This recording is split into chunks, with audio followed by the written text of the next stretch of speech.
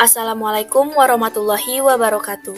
Nama saya Rehani Masnedi dengan NIM 21153202020 Prodi D4 Kebidanan ingin menjelaskan sedikit tentang siklus menstruasi.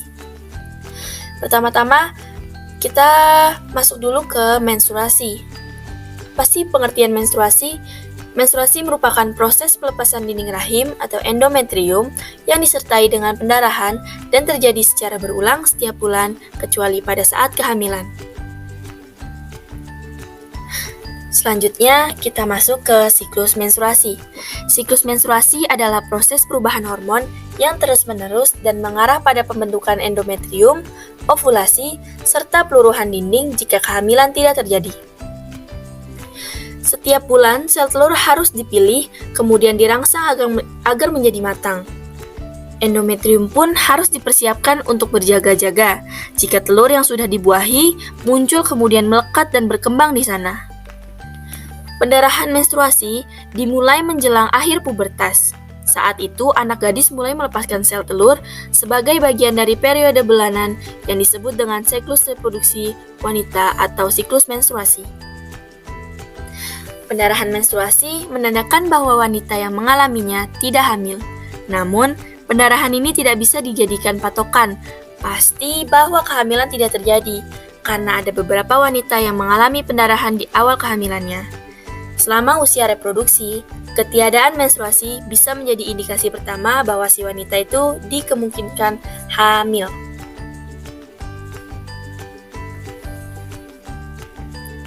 Selanjutnya, kita masuk ke fase-fase yang terjadi selama siklus menstruasi.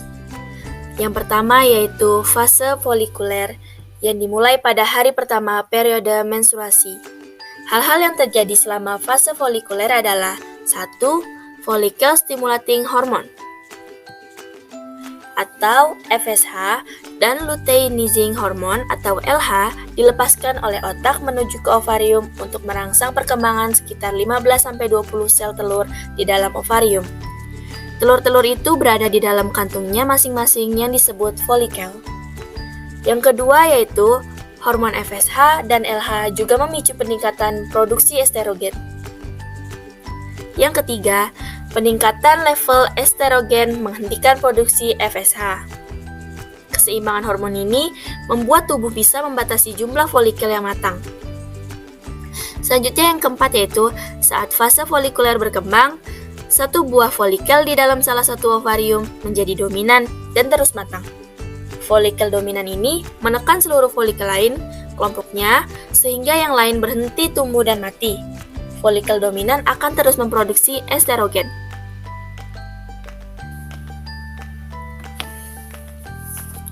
Selanjutnya kita masuk ke fase ovulasi, yaitu yang dimulai sekitar 14 hari setelah fase folikuler. Hal-hal yang terjadi saat fase ovulasi. Yang pertama yaitu peningkatan estrogen dari folikel dominan yang memicu lonjakan jumlah LH yang diproduksi oleh otak sehingga menyebabkan folikel dominan melepaskan sel telur dalam ovarium. Yang kedua yaitu sel telur dilepaskan. Proses ini disebut sebagai ovulasi yang ditangkap oleh ujung-ujung tuba Fallopi yang mirip dengan tangan atau fibria. Fibria kemudian menyapu telur masuk ke dalam tuba Fallopi. Sel telur akan melewati tuba Fallopi selama 2-3 hari setelah ovulasi. Yang ketiga yaitu peningkatan jumlah dan kekentalan lendir serviks. Selama tahap ini, terjadi pula peningkatan jumlah dan kekentalan lendir serviks. Jika seseorang wanita melakukan hubungan intim pada masa ini, lendir yang kental akan menangkap sperma pria, memeliharanya, dan membantunya bergerak ke atas menuju sel telur untuk melakukan fertilisasi.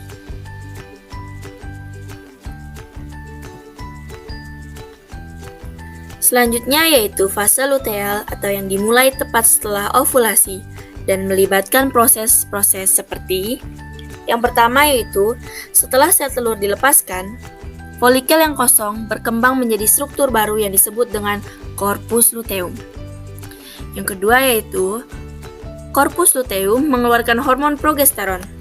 Hormon inilah yang mempersiapkan uterus agar siap ditempati oleh embrio. Yang ketiga yaitu Jika sperma telah memfertilisasi sel telur atau proses pembuahan, telur yang telah dibuahi akan melewati tuba Fallopi, kemudian turun ke uterus untuk melakukan proses implantasi. Pada tahap ini, si wanita sudah dianggap hamil. Jika pembuahan tidak terjadi, sel telur akan melewati uterus, mengering, dan meninggalkan tubuh sekitar 2 minggu kemudian melalui vagina. Oleh karena itu, dinding uterus tidak dibutuhkan untuk menopang kehamilan. Maka lapisannya rusak dan luruh. Darah dan jaringan dari dinding uterus pun atau endometrium bergabung untuk membentuk aliran menstruasi yang umumnya berlangsung selama 4-7 hari. Selama menstruasi, arteri yang memasuk dinding uterus mengerut dan kapilernya melemah. Darah mengalir dari pembuluh darah yang rusak, melepaskan lapisan-lapisan dinding uterus.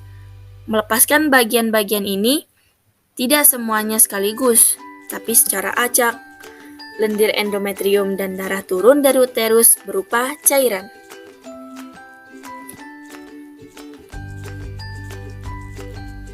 Selanjutnya kita masuk ke hormon-hormon yang mempengaruhi siklus menstruasi. Ada 4 hormon yang mengendalikan siklus menstruasi. Yang pertama yaitu estrogen. Estrogen adalah hormon yang secara terus-menerus meningkat sepanjang 2 minggu pertama siklus menstruasi. Estrogen mendorong penebalan dinding rahim atau endometrium. Estrogen juga menyebabkan perubahan sifat dan jumlah lendir serviks. Yang kedua yaitu progesteron. Adalah hormon yang diproduksi selama pertengahan akhir siklus menstruasi. Progesteron menyiapkan uterus sehingga kemungkinan telur yang telah dibuahi untuk melekat dan berkembang. Jika kehamilan tidak terjadi, level progesteron akan turun dan terus akan meluruhkan dindingnya menyebabkan terjadinya pendarahan menstruasi. Yang ketiga yaitu follicle stimulating hormone atau FSH yang berfungsi untuk merangsang pertumbuhan folikel ovarium, sebuah kista kecil di dalam ovarium yang mencengkram sel telur. Nah, yang keempat yaitu luteinizing hormone atau LH adalah hormon yang dilepaskan oleh otak dan bertanggung jawab atas pelepasan sel telur dari ovarium atau ovulasi. Ovulasi biasanya terjadi sekitar 36 jam setelah peningkatan LH. Alat prediksi ovulasi mengetes peningkatan level LH. Selanjutnya kita masuk ke faktor-faktor penyebab gangguan siklus menstruasi. Ada beberapa faktor yang menyebabkan terjadinya gangguan menstruasi. Yang pertama yaitu status gizi. Hubungan status gizi dengan siklus menstruasi. Pada remaja perempuan dengan gizi lebih, jumlah hormon estrogen dalam darah meningkat akibat meningkatnya jumlah lemak tubuh. Kadar hormon estrogen yang tinggi memberi dampak negatif terhadap sekresi hormon GnRH yang dapat memperhambat hipofisis anterior untuk mensekresikan hormon FSH. Adanya hambatan pada sekresi hormon FSH menyebabkan terganggunya pertumbuhan folikel sehingga tidak terbentuk folikel yang matang. Hal inilah yang menjadi dasar mekanisme panjangnya siklus menstruasi dan keterlambatan siklus menstruasi. Pada remaja perempuan yang mempunyai status gizi kurang juga kan mengalami hambatan dalam menstruasi. Kehilangan berat badan secara besar-besaran dapat menyebabkan penurunan hormon gonadotropin untuk pengeluaran LH dan FSH yang mengakibatkan kadar estrogen akan turun sehingga berdampak negatif pada siklus menstruasi dan ovulasi. Yang kedua yaitu aktivitas fisik. Aktivitas fisik dengan intensitas yang berat dapat menimbulkan gangguan fisiologis pada siklus menstruasi. Sifat dan tingkat keparahan gejala tergantung pada beberapa hal seperti jenis aktivitas fisik, intensitas, serta lamanya seseorang dalam melakukan aktivitas fisik.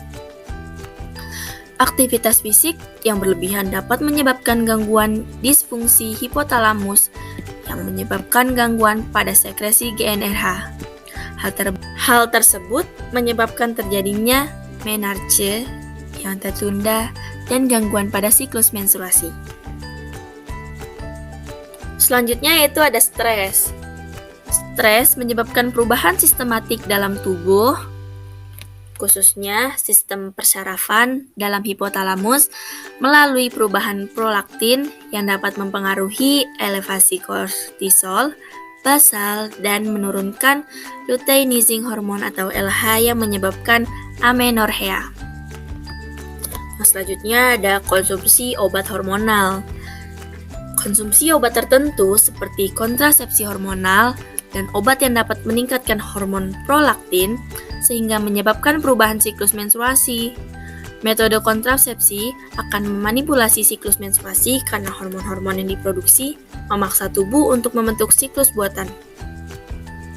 Nah, yang terakhir ada gangguan endokrin. Penyakit-penyakit endokrin seperti diabetes, hipotiroid, serta hipertiroid yang berhubungan dengan gangguan menstruasi. Prevalensi amenorrhea dan oligomenorrhea lebih tinggi pada pasien diabetes.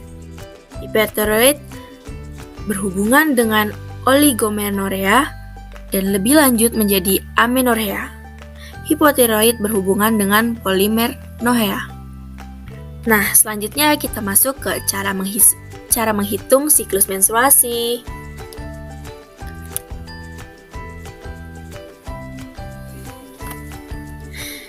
Cara menghitung siklus menstruasi yaitu dengan menandai hari pertama keluarnya darah menstruasi sebagai siklus hari pertama. Panjang siklus rata-rata wanita adalah 28 hari. Namun, rata-rata panjang siklus menstruasi berubah sepanjang hidup dan jumlahnya mendekati 30 hari saat seseorang wanita mencapai usia 20 tahun. Dan rata-rata 26 hari saat wanita mendekati masa menopause, yaitu sekitar usia 50 tahun. Hanya sejumlah kecil wanita yang benar-benar mengalami siklus 28 hari.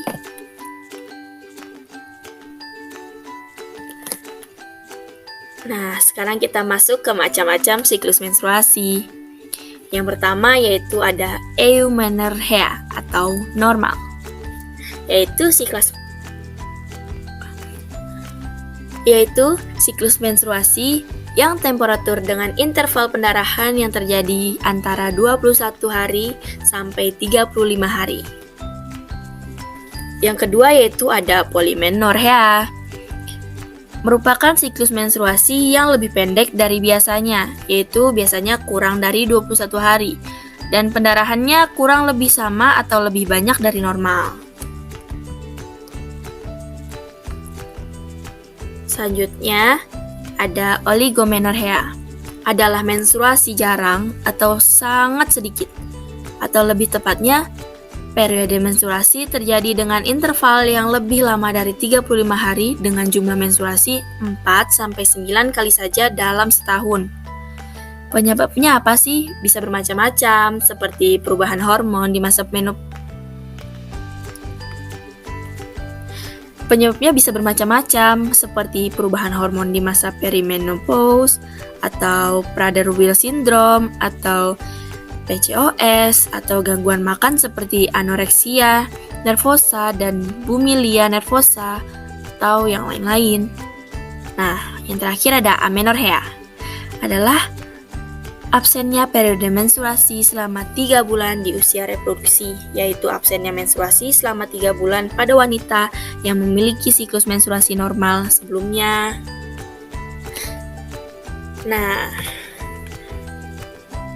Nah, udah di slide terakhir nih. Sekian dulu penjelasan dari saya, kurang lebihnya mohon maaf. Terima kasih atas waktunya. Wassalamualaikum warahmatullahi wabarakatuh.